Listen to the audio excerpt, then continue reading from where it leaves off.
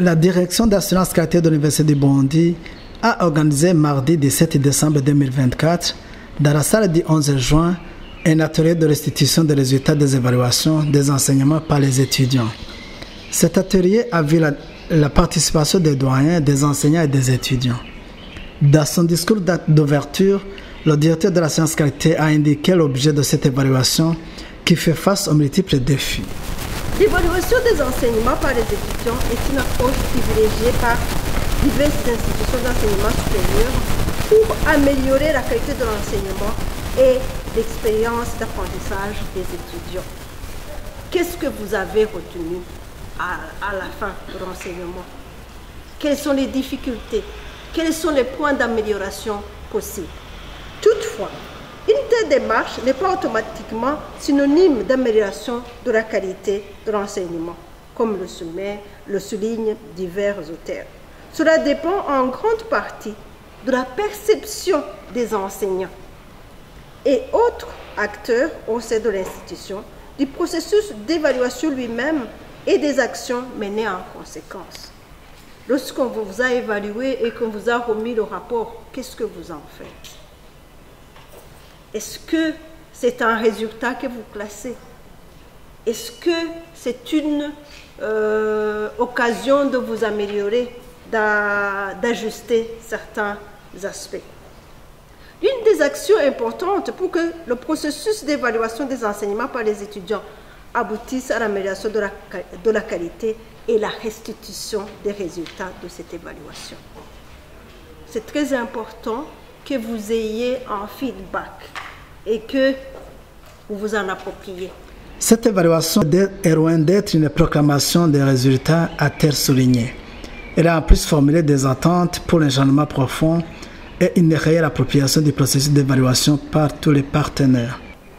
En effet, l'objectif principal de cet atelier n'est pas la proclamation des résultats. Loin de là. Nous ne sommes pas ici pour proclamer les résultats. Nous sommes là pour vous restituer les résultats des évaluations. D'abord, vous montrer les grandes tendances. Où est-ce qu'on a vu les points de faiblesse? Où est-ce qu'on a vu les points de force? Où sont les forces? Qu'est-ce qui peut être fait pour que l'année prochaine, si vous avez reçu une mention insuffisante, nous aimerions avoir une mention excellente. C'est ça l'objectif de cette évaluation. Ce n'est pas vraiment la proclamation des résultats, mais l'évaluation du processus d'évaluation. Donc, c'est l'évaluation du processus d'évaluation lui-même qui est mise en œuvre à l'Université du Burundi. Au cours de cet atelier, les participants seront informés sur les résultats des évaluations effectuées au cours de l'année académique 2022-2023 et 2023-2024 et un consensus sur la procédure d'évaluation des enseignements est recherché. On aimerait avoir un consensus. Ce n'est pas un processus qu'on vous impose. On aimerait quand même que nous ayons votre feedback, que ce soit quelque chose que vous pouvez même mettre en œuvre vous-même. À la fin de votre enseignement, vous distribuez le questionnaire et vous allez avoir un feedback sur le niveau de satisfaction de vos étudiants. Aussi, le référentiel des évaluations des enseignements sera mis à jour grâce à vos contributions pour que l'année prochaine, nous ayons un référentiel encore amélioré. Le chef de service chargé de la promotion et du développement et celui de l'inspection et d'évaluation de la science caractère à la direction de la science caractère de l'Université du Burundi ont à leur tour partagé le cadre logique, mais aussi les résultats de cette évaluation. Si l'évaluation des enseignements par l'étudiant se présente comme un système permettant aux enseignants d'obtenir un feedback du groupe visé par l'enseignement.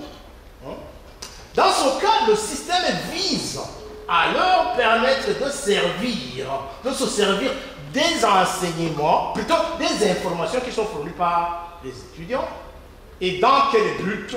Pour améliorer la qualité des prestations de ces derniers.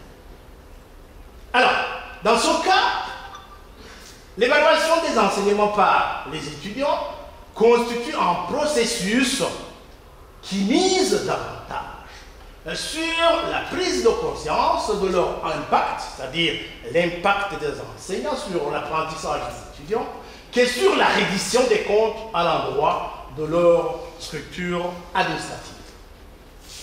Alors maintenant, après avoir vu comment on peut améliorer la démarche d'enseignement, la démarche d'évaluation des enseignements par les étudiants, eh bien on va voir maintenant le rôle de cette démarche dans le développement professionnel des enseignants. Alors maintenant, le développement normalement professionnel consiste pour l'essentiel dans la construction des compétences et les transformations identitaires dans les situations de travail en cours de carrière. Donc, c'est-à-dire tout simplement le développement va se faire pas pendant les études, mais sur le lieu de travail. Alors, l'enseignement étant l'un des domaines d'activité professionnelle des enseignants, donc l'enseignement est l'un des domaines et donc l'enseignement aussi pourra avoir des améliorations de la carrière. Alors maintenant, généralement les enseignants universitaires suivent une formation presque exclusivement sur la recherche, malgré que effectivement pendant le doctorat, il est rare qu'on vous donne, sauf bien sûr, parce qu'on peut pas groupe.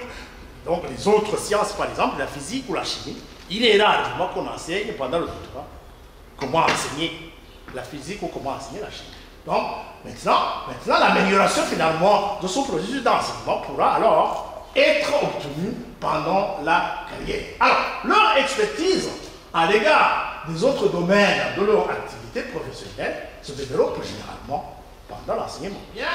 Nous avons déjà élaboré un questionnaire qui est anonyme et qui comporte 4 domaines d'évaluation.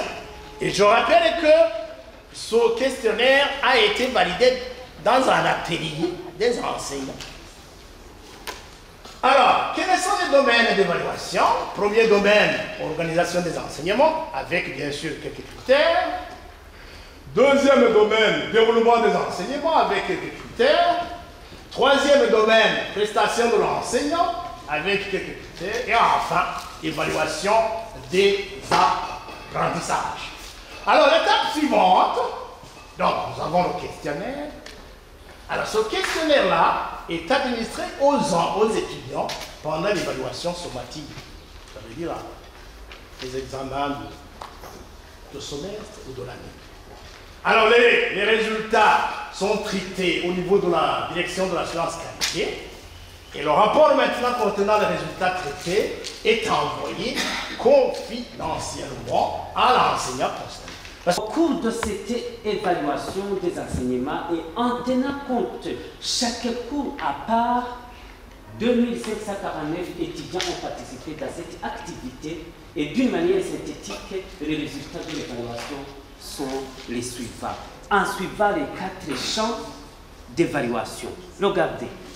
D'abord, organisation des enseignements. Ce n'est pas tellement visible, mais ce sont pour le premier champ, ce sont les 5 critères. Et au niveau de ces 5 critères, on a vu que sous l'appréciation tout à fait satisfait, le critère qui bénéficie des scores le plus bas dans ce champ d'évaluation et le matériel mis à la disposition des étudiants est adéquat, matériel didactique, de labo, etc. Ici, il fallait beaucoup plus parler. Est-ce que les enseignants ont le matériel didactique suffisant? Parce que tous les étudiants se sont convergés sur ça. Et vous voyez le score là. Le matériel didactique n'est pas suffisant. Que faire? Voilà. La question que M. Damanesha a mis là-bas. Que faire? Est-ce que le matériel didactique est suffisant? Donc, ce critère a obtenu un pourcentage de 62,03%. Premièrement, je commence ici en bas. L'évaluation porte sur la matière enseignée, c'est-à-dire cours magistral, TD, TP et exclusion. Deuxièmement, les critères d'évaluation sont précisés avant la fin de l'enseignement, mode d'évaluation, la matière, etc. Est-ce qu'on le fait? On le fait. Normalement, ça se trouve dans le code de passation des examens. Ça se trouve dans le code de passation des examens. On va en parler. Et puis, la répartition, s'il vous plaît, ici, troisièmement. La répartition de peu par question figure sur le questionnaire. Est-ce qu'on fait la répartition des points? Vous avez tout fait, c'est un exemple. 5 questions. Il y a une question qui est sur 10. Alors que l'examen pondéré sur 20.